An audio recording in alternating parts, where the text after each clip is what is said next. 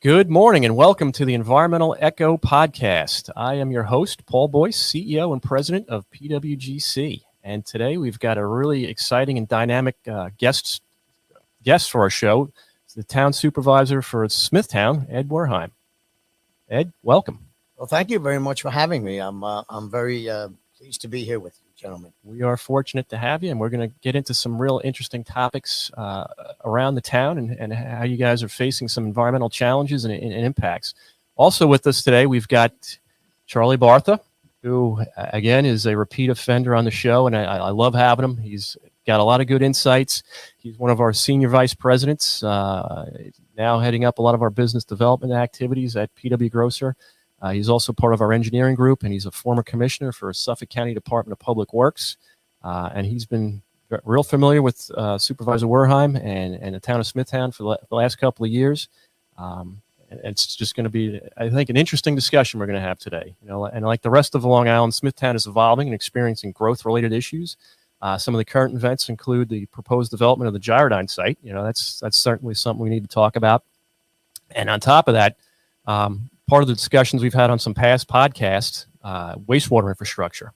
That has been a hot topic the last couple of years here on the island, as well as some of your downtown areas in Smithtown. You got St. James, Kings Park, and a whole bunch of others. And then lastly, we do want to talk about that Hauppauge Industrial Park, formerly known as the Hauppauge Industrial Park. I stand corrected. It's now the Long Island Innovation Park at Hauppauge. Right, so that's all interesting. But before I begin, just to let our listeners know, if you guys need to reach out to us for any comments, questions, suggestions, you have topics you want us to discuss in the future, best way to get a hold of us is through our website, which is www.pwgrocer.com/podcast. And with that, let's I welcome our guest, and I'd like to start the discussion. So, Supervisor, could you just give us a brief summary of the town's efforts to improve the environment and the economy in Smithtown? Sure, Paul. So we're very active as we speak about clean water initiatives, basically sewering all three of our business districts. Something that's interesting about Smithtown that doesn't exist in most places. In each one of our hamlets, which is Kings Park, Smithtown, and St. James, we have a railroad station. So we're kind of ripe for transit-oriented development, but certainly need to clean the water up first. So let's start with St. James. St. James, we did a $12 million restoration project infrastructure. We took up Lake Avenue, which is a town road. And while the road was up, we installed sewer mains from North Country Road to Woodlawn Avenue. That's complete sewer mains to the business district. We also, at the same time, installed brand new water mains for the business district as well. Then the road was reclaimed, totally repaved, sidewalks and curbs, and stamped concrete, decorative work all completed, signage completed, and we are in the process now of working on off-street parking, which is another issue that needs to be included when you do your downtown business districts. We bought a parcel of property that was in tax arrears from the county, raised the building, and that under construction now is off-street parking along with a community park in the center of St. James for summer festivals, concerts, things like that. So we're very excited about that. The hookup for the sewer main, we're still working on that. As you spoke before, Paul, Gyrodyne is one site that has possibilities. However, there are other possibilities as well. We are working with the county and Peter Scully, the sewer czar, on another location right now that's east of that where St. James may be hooked up as well. So we do have options in the event that Gyrodyne project does not work out. If you move west to Smithtown, our plans for Smithtown, we do have $20 million that was appropriated by the state of New York. It is still accessible at this time. The problem with Smithtown is where we would send the wastewater to in that business district. So we have discovered a parcel. It's about 17 acres in the former psychiatric center in Kings Park. And we're working with the state representatives and Governor Hochul to ascertain that property. If we do, we would need 2 acres of the 17 for leaching fields. That will allow us to run Smithtown Business District capacity into Sewer District 6 in Kings Park. So we're very excited about that. Keep my fingers crossed. Yeah, I mean, it's probably the only way we're going to be able to sewer the Smithtown downtown business district. So we're very hopeful that we can make an agreement there. Then that would be engineered, because it has not yet been done by the county, establish the sewer district and work on that. That's probably going to be the last business district done. Kings Park, if you go further west now, Kings Park is engineered. It's ready, shovel ready. There is a referendum on December 14th this month. I believe there's about 172 voters eligible to vote on the sewer district. We anticipate positive results there. We've been through that entire community. And once that's done, the county has indicated they should have a shovel in the ground probably late spring or early summer of 22. Completion date is 23. That should be completed right through the Kings Park Business District. So all three of our business districts, environmentally and also economically, are really ready to explode. Wow. And so just for our listeners' benefit, when you said, put sewers into the ground when you had the road open, so these are now just dry sewers, as we call them, correct? Correct. That's correct. So they're not being used yet, but you guys had the foresight to put it in, while the opportunity was present. Yeah, and believe it or not, you gentlemen are engineers. We received some opposition for that. The original proposal was to do an overlay on Lake Avenue because the road bed was in bad shape, and put new sidewalks in. And I was one of the people that raised opposition to that and said, you need to put this infrastructure in now.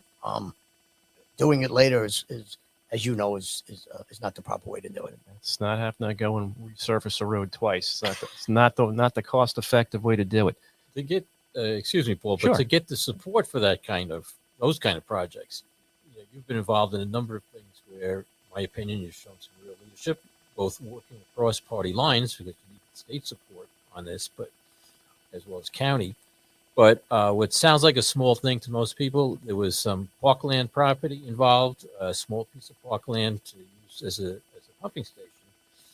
And typically electeds shy away from alienating parkland, being the phrase. Yep. And people make like it's impossible. It's not impossible. You might want to tell us about that. Sure. Thank you, Charlie. And you're right. A lot of times, elected officials will shy away from that.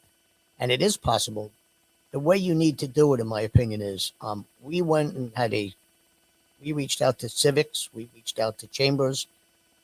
I did work across the aisle. I've always believed in that. I've been in elective office now for 15 years. I've been working in town government for about 45.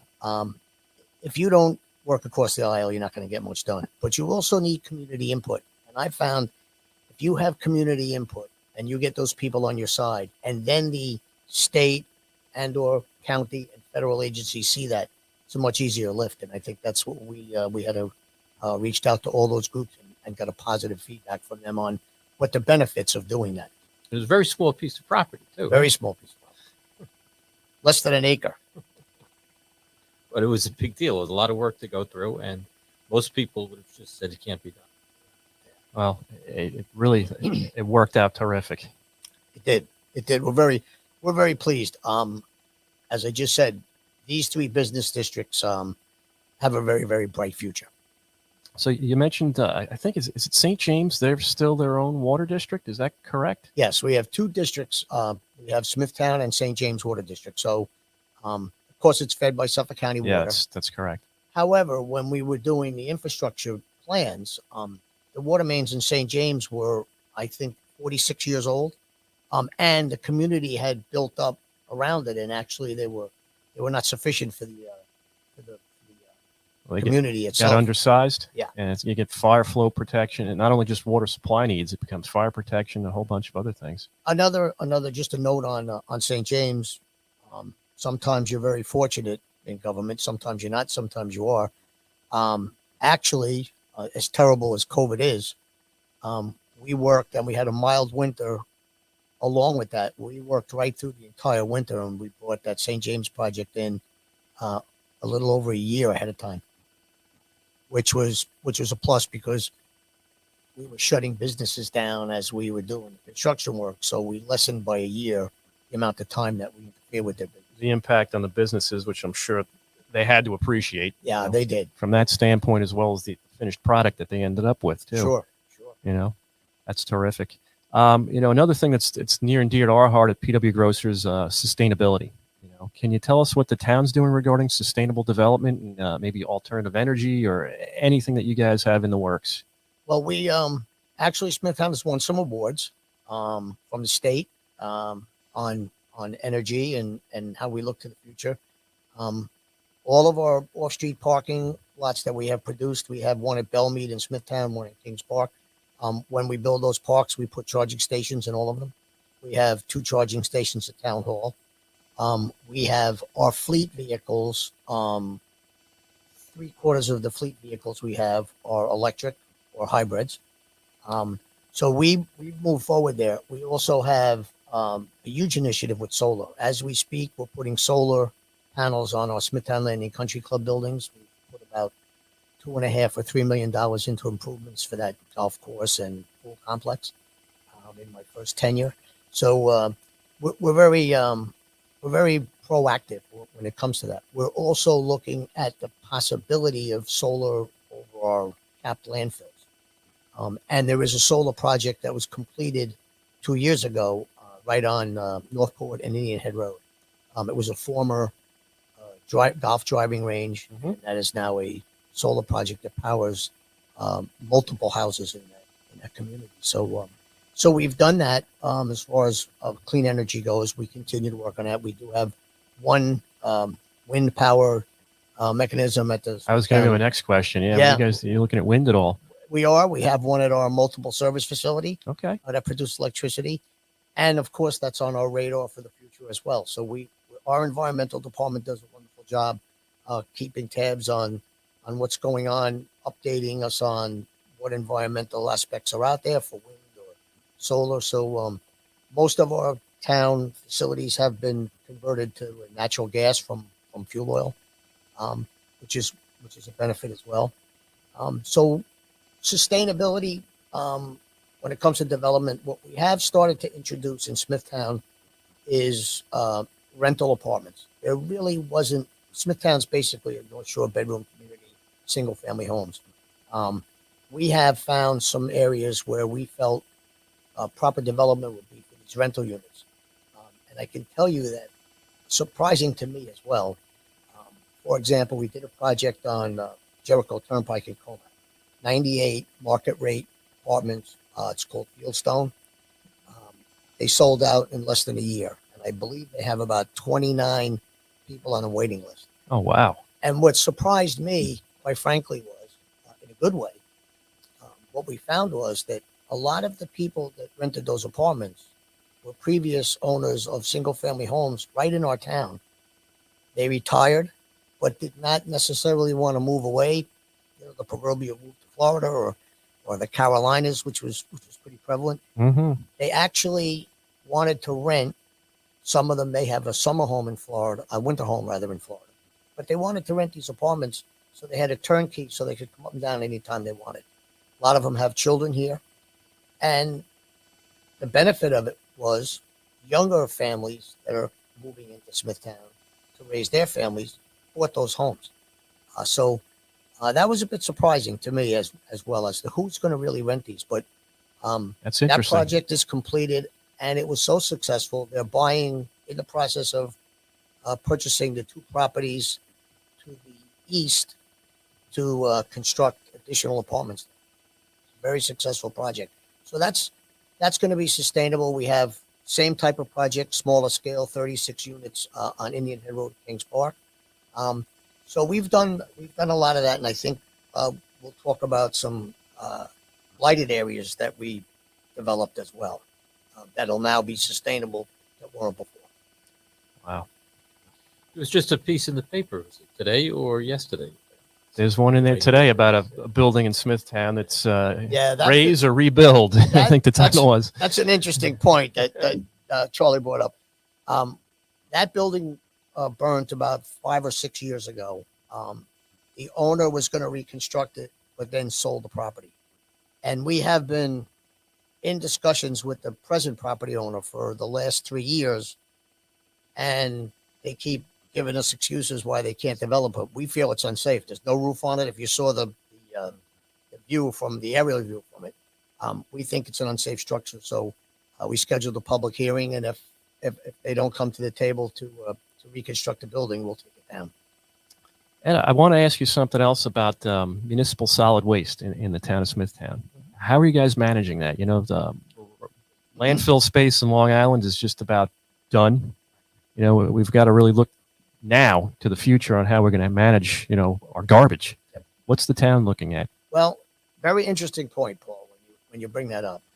It's one of the top priorities. As a matter of fact, I just attended a Supervisor Association meeting, Suffolk County towns, yesterday, and Winter Brothers did a presentation on their proposed rail project in Brookhaven.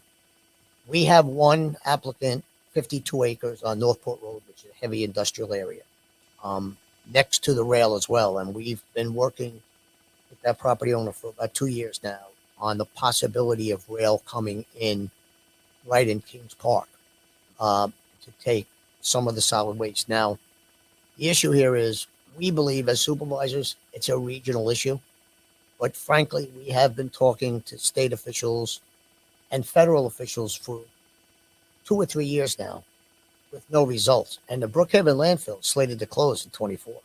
I don't think most people, it's not a sexy subject, garbage, but it's a real issue that people have to start thinking about. Once that landfill closes, there's only 2 ways to truck. Waste is going to have to be trucked off the island.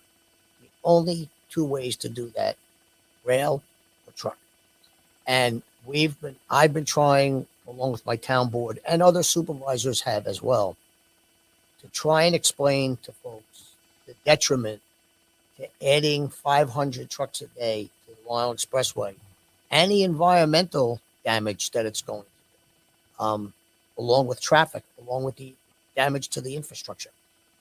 It's probably the number one issue because it doesn't seem there are any answers from higher levels of government.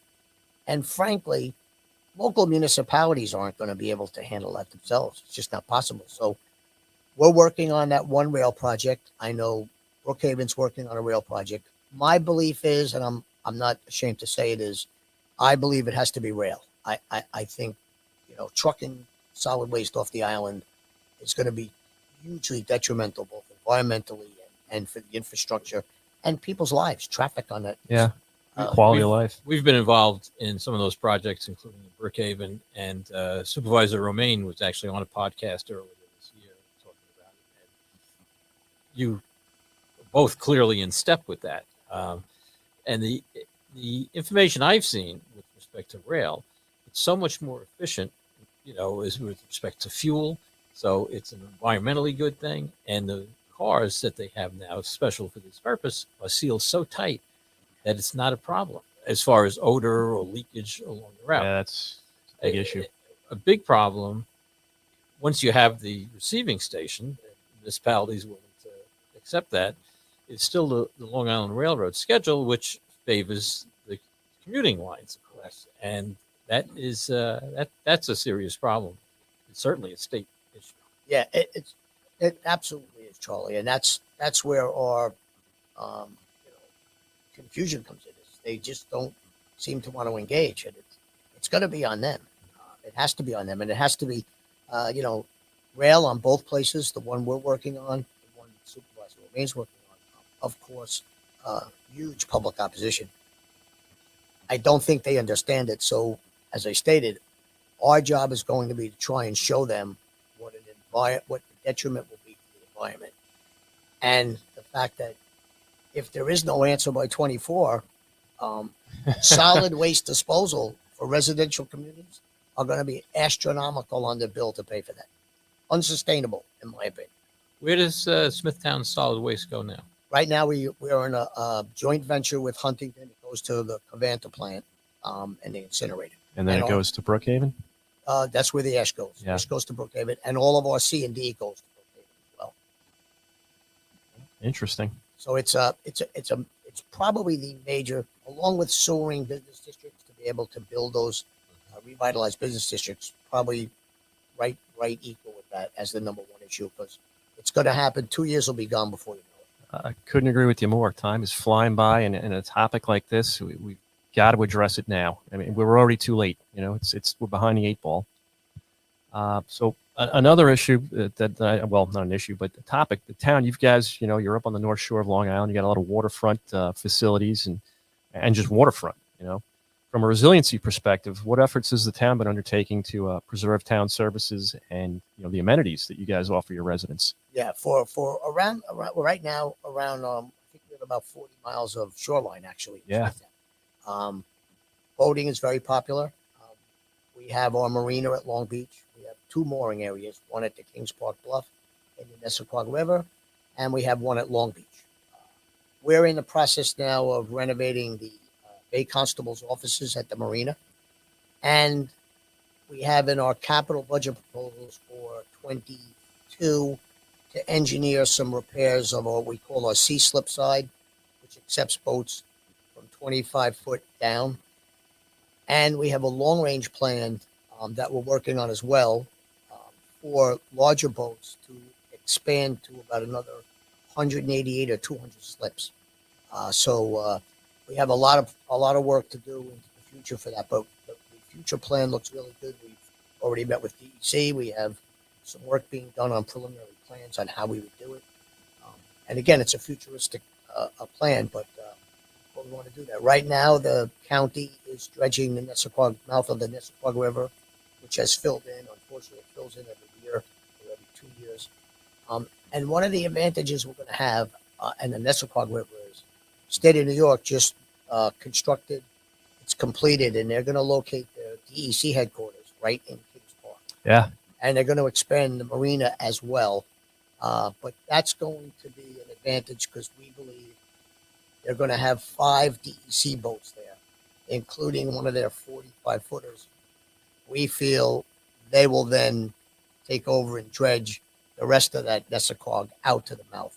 County just does the mouth coming in, and they don't have the funding or the availability to do the rest. We think the state will do that because, of course, they're not going to put their DEC boats there and then leave them docked. They're going to want to get them out to the center. So we have a lot of environmental, issues going on there that we're taking care of. Is there anything you guys are doing, like a little bit in terms of climate change or sea level rise that you guys are preparing the town for future years? We are. As far as climate change goes, we're doing a lot of pre-planning for drainage issues. A lot of our road drains, and I know Charlie will know this, you're now getting these 2.5, 3 inch driving rainstorms, and the drainage systems that were introduced when we built all these subdivisions are inadequate now. So we're systematically looking at all of those areas. We have about 3 or 4 areas where we have had flooded homes that never flooded before. So we're working on that. And we have a grant that we're in the process of doing now to raise Long Beach Road 3 feet, because going into Long Beach, due to climate change, we feel the water levels have risen. And you don't need a real substantial storm, and that road floods over. And the reason it's imperative, and we went to work on it immediately, is 2 reasons. One, all of our Bay Constables and Marine law enforcement are stationed down there, so they would be either locked in or not able to get into their offices. And more importantly, there's a residential community at the end of that facility. I believe it's about 30 or 40 homes. They're blocked out too for a matter of public safety. When that road floods, you cannot get in or out. You're landlocked. Raising a road 3 feet is no small undertaking. No. So we did receive some grant money, which is very, very helpful. Good. And that project is engineered and ready to be started. That's terrific. It's just, you mentioned it, the frequency and the intensity of these storms, they're increasing, and it's, as you mentioned, infrastructure we had designed and constructed years ago is no longer has the capacity to handle it, even if it's in pristine condition. It just gets so overwhelmed so quickly. Just we have to be more forward thinking, I guess. Or and I know this is maybe addressing a symptom as opposed to, how do you stop climate change if you can? But it's just amazing, and you're not alone. All the other towns on Long Island have to do the same thing. Yeah, I mean, it's very, very evident. Just this year alone, some of those storms that we had. I'm a third generation kid from Kings Park, so I've lived here all my life. My parents lived here, my grandparents lived here, and I could tell you, other than the winters were a little more severe when I was younger, as they are now. Number one, but number two, those driving rainstorms. In years before, you didn't see that kind of rain in this area where it would come down. You'd see it down in Florida, more towards the south, but it's a fact. And the frequency of it certainly. Yes. Absolutely, Charlie. There's no question. And in a lot of places, I don't know about Smithtown, but maintenance, that the systems were installed years ago. Municipalities are historically weak on spending money for maintenance. And you get sand in there, you get debris, get some blockages, and before you know it, it's not functioning right. Yeah, we have two new pieces of equipment. One we received on a grant. One we purchased with our own drain cleaning systems that go in and vac them. And our highway department spends far longer time doing that now as a necessity than it ever did before. But you have to keep them clean. As a matter of fact, when I traverse from Kings Park to Smithtown to work, I constantly bother the state of New York because their storm drains on 25A coming down. They don't maintain them as frequently, and I let them know all your drains are covered, and if you get another rainstorm, you're gonna have a flooded state road. So we've been involved in a few of those projects too. Yeah. Yeah, oh yeah, and not only that, but they get a lot of like pet waste going out to the harbor. Yeah. Like Northport Harbor and places like that. It's a problem. Yeah, it is. It's a big job, and it's something that you have to be very active on because it's just a fact. It is happening. It's not a myth, and we have to adapt. Well, maybe going back to the winter side of things, hopefully we'll be plowing less snow. Well, less snow for us in municipalities is always wonderful. I know. That is far more costly than the average resident believes it is to clear roads. Without a doubt. Charlie, you're a man I know that knows that very well. Seen a lot of snow pushed. No doubt about it, Charlie. I see that. So Ed, I do want to, recently Congress, everybody passed this infrastructure bill at the federal level. What do you see? What do you hope makes its way down to the town level for you guys? Well, certainly we're hoping to get our fair share. I will tell you, as a municipality, that's not always easy. A lot of times this federal money comes from the feds into the state through the county. And we're the last one on that totem pole. So you have to fight for it. So at this present time, we're working on ARPA money that was given federal relief money. We got $5.1 million in August, this past August. We are actively working on spending that within the requirements. And fortunately, we are allowed to spend a lot of that on drainage infrastructure and things like that, which we're funneling quite a bit of money into that area, as we just spoke, to alleviate some of the major problems that we have throughout Smithtown. Also, it can be used for park improvements. We are using that to renovate some of our parks. And another thing we're in the process of working on as we speak is a facade renovation program, grant program. We haven't assessed a number yet, but we're going to have a grant program and put probably $1 million of that money aside.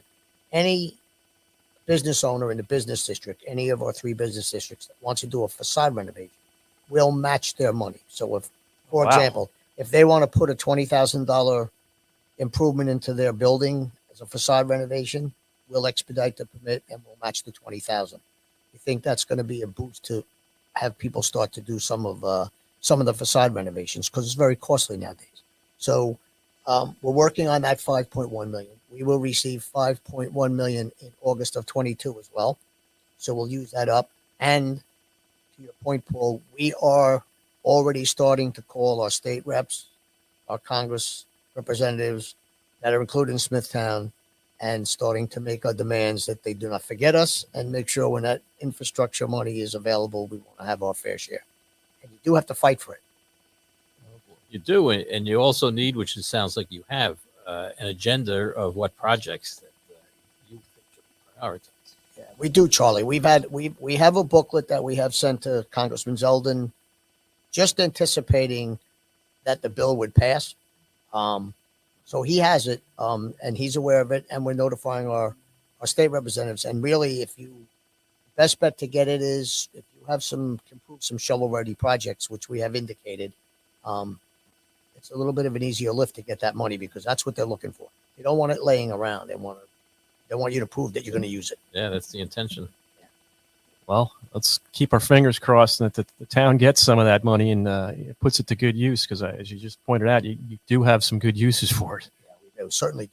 And you touched on one of my last topic here was the town's parks and golf courses. I've been up there. I don't think I've played at a town course, but I've been up to like the Nissaquag Golf Club. Absolutely breathtaking, beautiful, scenic views up there. I mean, even if even if you're not a golfer like myself, I'm just hacking away, but just that Nissaquag River, everything.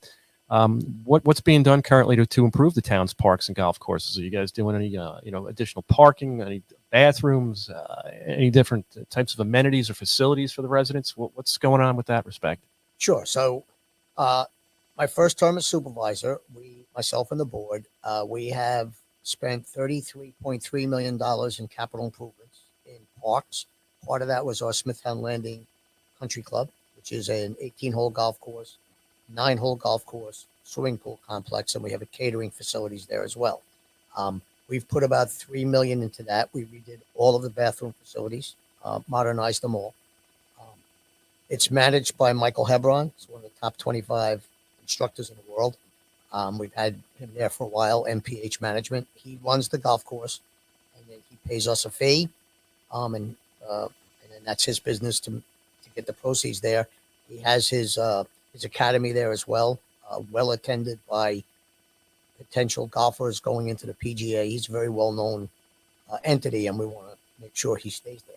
So we've done a lot of work, about, again, $3 million worth of improvements.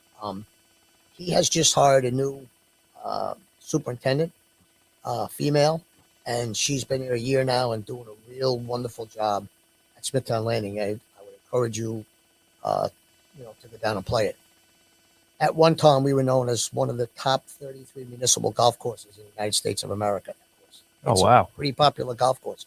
To your point, Paul, and Charlie knows, the 18th hole, which is the signature hole, you take your drive out, and when you get to the end, you're overlooking all of the Nissaquag River and Long Island Sound. It's one of the most beautiful scenes. I tell you, when I'm there, I don't feel like I'm on Long Island anymore. It takes you someplace else. It is amazing. It really does. It's just a great facility. So we feel it warrants putting a lot of money into it.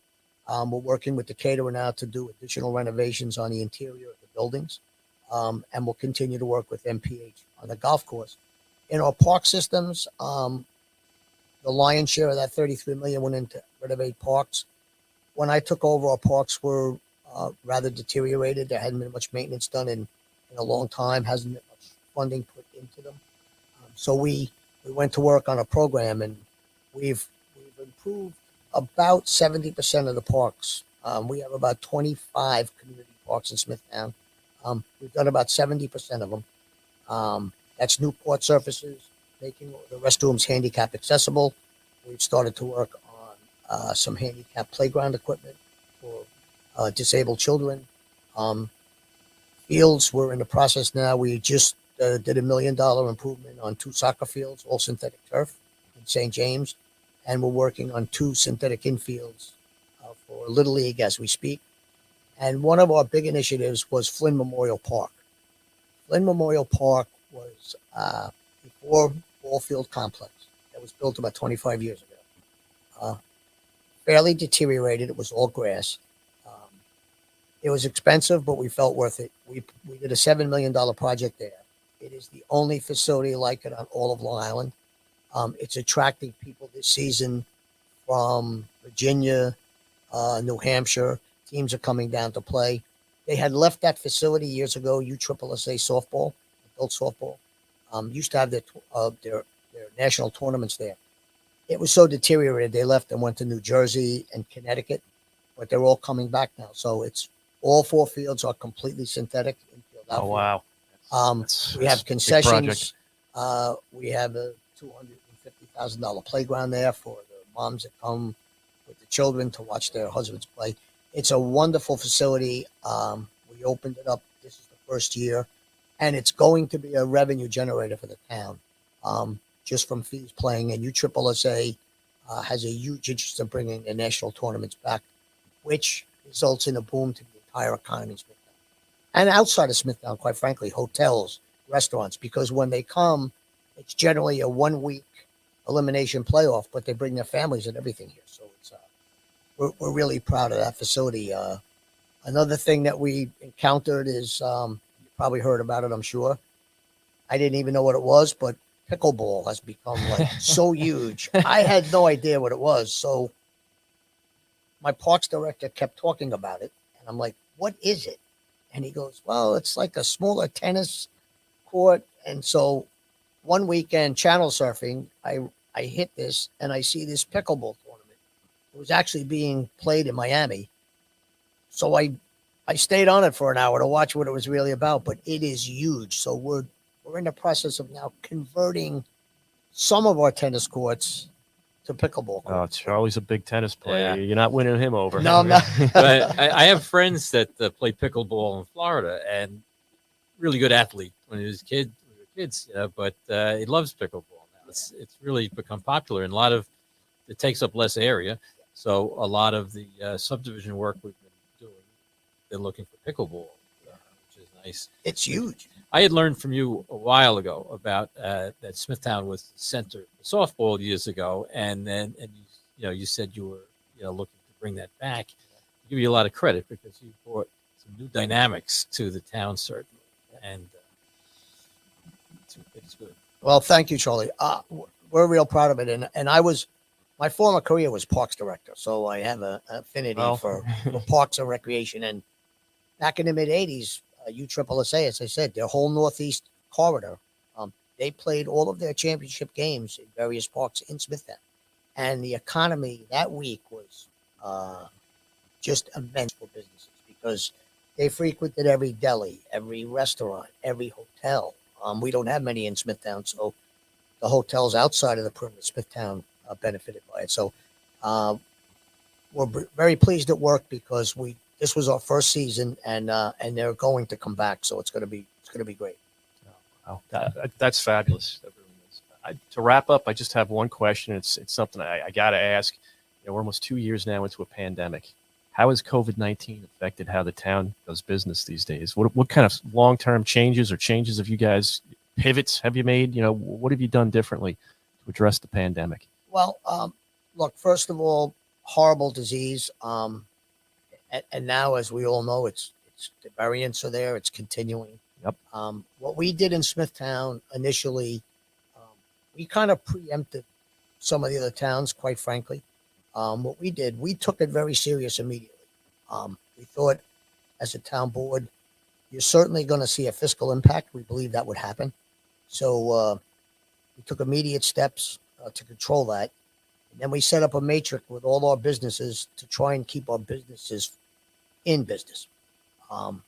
So from a fiscal standpoint, we immediately imposed a 15% cut in all discretionary spending, and we put an early incentive out.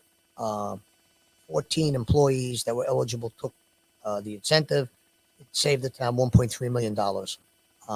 So we came out of COVID fiscally stable. Even at the last year, we still attained a AAA bond rating and still had proper reserves in place. So we took some early steps. We furloughed our employees 50%, 1 week off, 1 week on, for about 8 weeks. Those were essential employees, highway, sanitation, parks.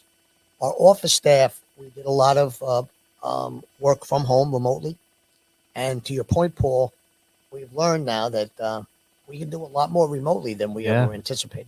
Zoom, Teams, we have implemented a lot of that in town now. So a lot more efficient. And we think, going forward through attrition, that's going to, if governments pay attention to it, you're going to be able to run a little leaner and a little meaner because it works. I was a skeptic, quite frankly, but it works. We've had our board meetings, public hearings. People are at their kitchen table calling in, and so it's really working. So we did the best we could with our employees. We also hired a company called Radish. I think Babylon did it as well. Supervisor Schaefer. We offer that. We still have it in place. If an employee gets up, they call Radish. They have medical staff on hand.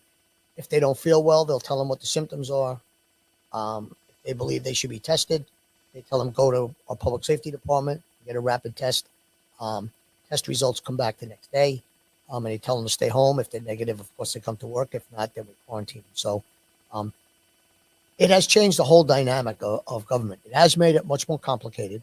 When you start quarantining employees, 2 weeks ago, we had our almost all, I'd say 7/8 of our building department was out, either with positive COVID cases or the people that were in close contact with the office. So we've also, I think every government entity did it. We redesigned our offices, made some more rooms, separated desks. Anywhere our employees deal with the public, it's all plexiglass now. So a lot of changes, and people are starting to adapt. One of the main issues we all had was tax collection. You can't have all these people lined up in town hall together. So we, for 2 years, the 2 tax collection seasons, we did it outside town hall. We set up a whole outdoor tax collection, drive up, pay your taxes right there. Oh, wow. Don't even have to get out of your car. And the public appreciated it. Our employees appreciated it. And we collected all our taxes that way, because otherwise town hall is, they're wrapped around the hallways in town hall notoriously to pay taxes. So we put, you can pay online. That's been in place for some time. And we added additional drop boxes where folks could come and put their taxes in. So changed government, but there are a lot of advantages that I think we all discovered we can work with. And look, we hope, like everybody else did, at some point this virus goes away. Well said there, for sure. Charlie, you have anything you want to add before we wrap up for the day? I'm good. Well, then I do want to thank our guest, Supervisor Wehrheim from the town of Smithtown. Terrific having you, very insightful. We've learned quite a bit just speaking with you, and it's great to hear how well the town is doing under your leadership, and we look forward to more of it. Charlie, I also want to thank you for joining us again, our Senior Vice President and Director of our business development operations now. And I am Paul Boyce, the host, CEO, and President of PWGC. I want to thank our listeners for joining us today on this enlightening discussion. And again, if you guys need to reach us or would like to reach us, the best way to do that is through our website, which is www.pwgrocer.com/podcast. And this is the Environmental Echo, and we are signing off. Thank you. That was great, Ed. Thank you. Excellent. Very good. Hey, listen, thank you guys. Pleasure doing it. Pleasure to do it. Oh, man, I learned so much. That was good. I was going to bring up about the softball stuff, and then you got into it on your own. It was good. It's